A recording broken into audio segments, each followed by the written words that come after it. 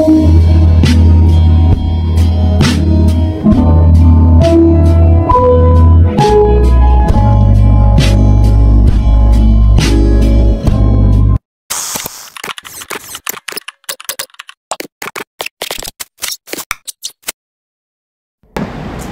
aku udah di bandara lagi berempat sama keluarga. Kita mau pergi ke Osaka selama seminggu karena anakku yang bungsu ada lomba piano di sana. Nah, untuk perjalanan kali ini bakalan aku share juga di YouTube. Jadi kalian jangan lupa nonton. Ini kita lagi proses check-in. Udah kelar check-in dan naruh bagasi, kita mau jajan sekalian langsung lanjut ke imigrasi. Kalau ketemu roti boy pasti nggak nahan buat beli.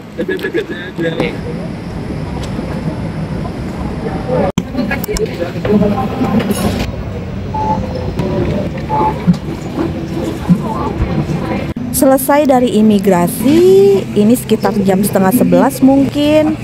Jadi flightnya itu masih sekitar 1 jam atau 1,5 jam.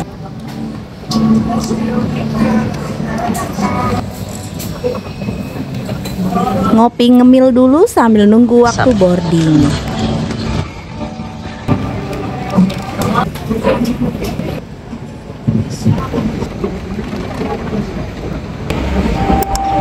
Kita lanjut boarding.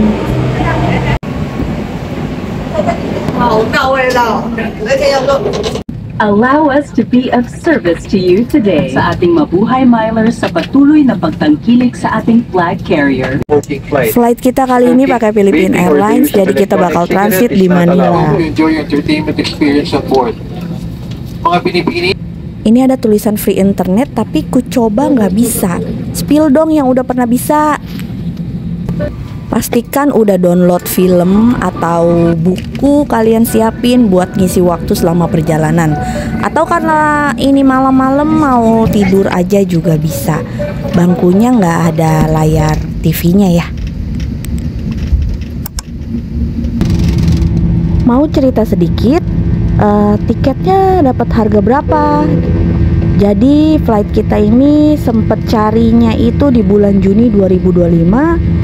Dapat harga di 6,5 jutaan untuk PP Jakarta Osaka, Osaka Jakarta, semua transit di Manila. Nanti pulangnya juga aku transit di Manila. Gak lama dari take off selesai, pramugarinya langsung muter nawarin makanan. Pilihannya mau chicken or sapi. Untuk penumpang anak-anak duluan ya yang dibagikan makanannya. Ini anakku ditawarin mau ayam atau sapi, dia pilih ayam.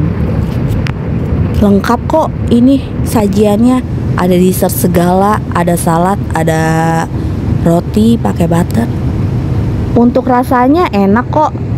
Terus paling favorit mashed potato-nya, itu creamy banget.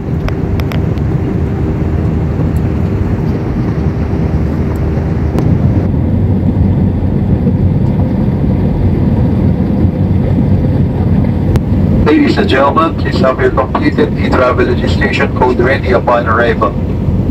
If you have not done your e-travel registration, please approach any of our ground staff for assistance. Thank you for your cooperation. We shall commence passenger deplaning as soon as we receive clear. Langsung ke toiletnya. Toiletnya itu modelnya lama tapi bersih kok. Oh ya, di sini toiletnya dikit.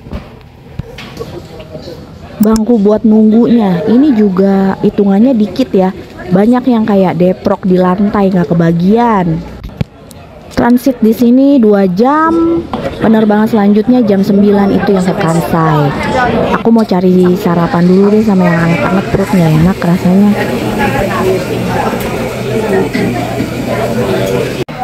Beli nasi beef dan nasi chicken di sini itu rasanya enak kayak masakan Indo. Aku juga beli cappuccino panasnya. Harganya di sini sekitar 300-an peso. Kalau dirupiahin 90.000, 100.000 juga per orang.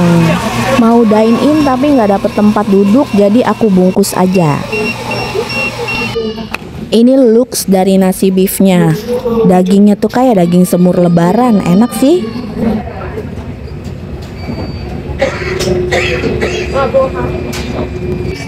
Kita udah standby di gate untuk boarding.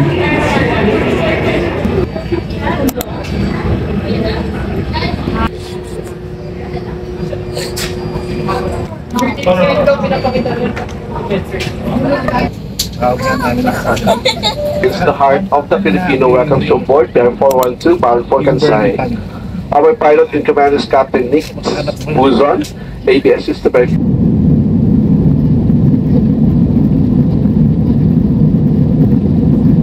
Chicken with rice. Chicken with rice. Okay. Any drinks, apple, orange.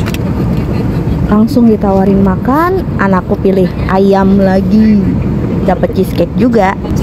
Oh ya, ada melon juga, enak. Kalau aku pilih beef pakai pasta.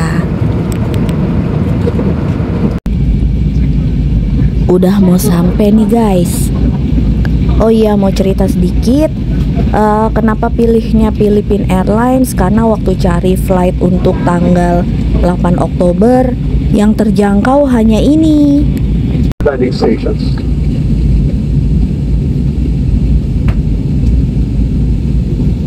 Maksudnya untuk paket-paket yang ekonomisnya gitu cuma Philippine Airlines aja yang ngasih harga sekitar masih di bawah 7 juta untuk PP.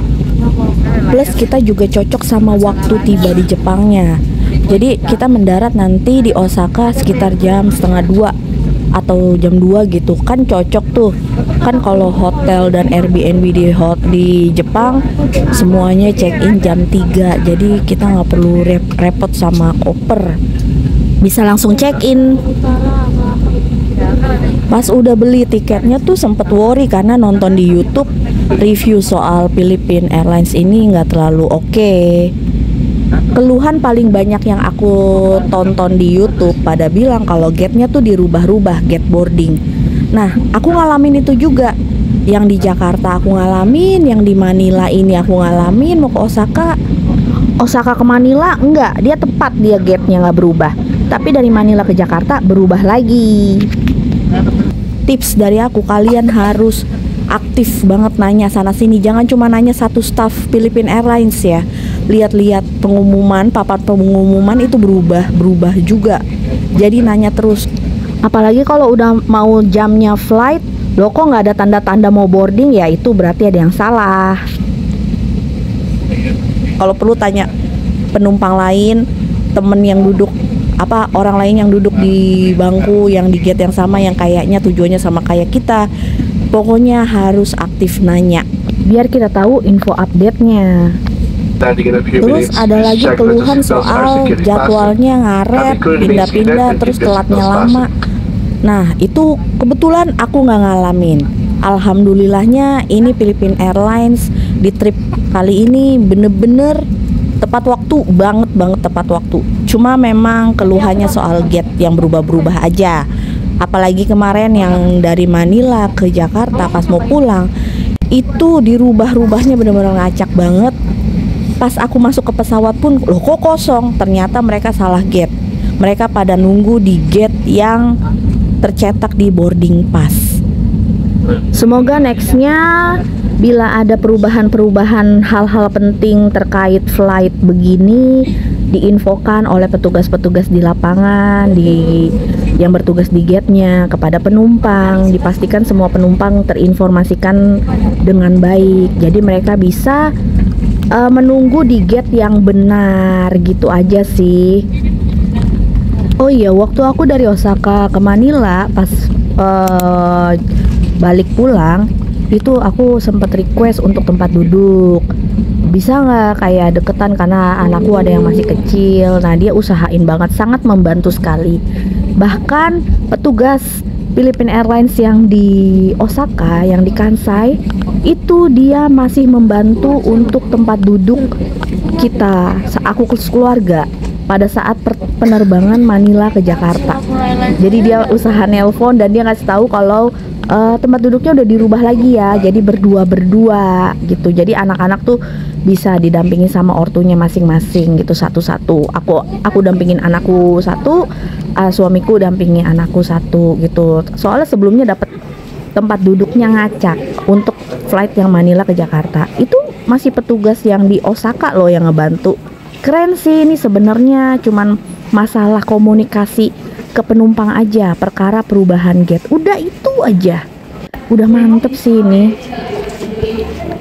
Ini aku udah sampai di Kansai nih. Kayaknya jam 1:30 deh. Udah hawa-hawanya udah menyenangkan, vibesnya udah seneng banget. Nih, toiletnya menyenangkan, udaranya menyenangkan, tangganya menyenangkan, semuanya menyenangkan.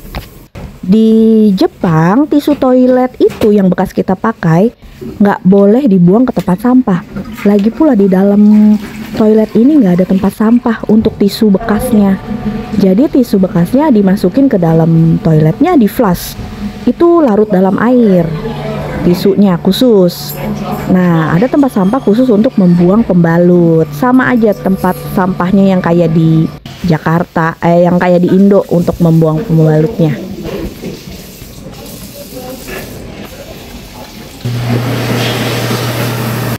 Nih, bocil paling seneng nih mencet rating begini.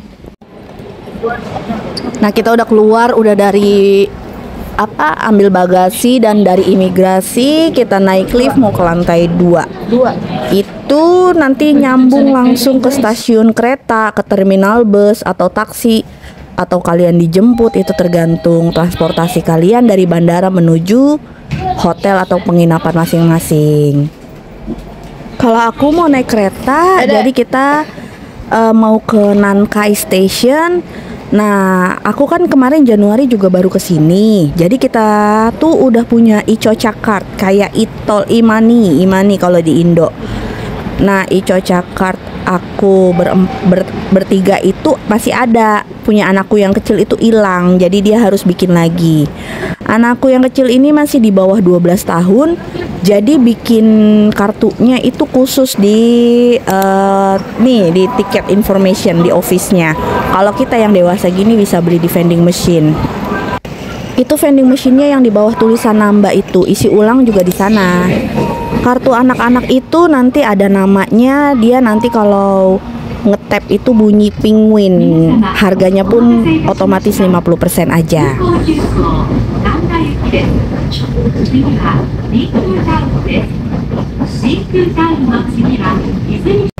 Kita naik Nankai Express ke Shin Imamiya karena Airbnb-nya deket sana.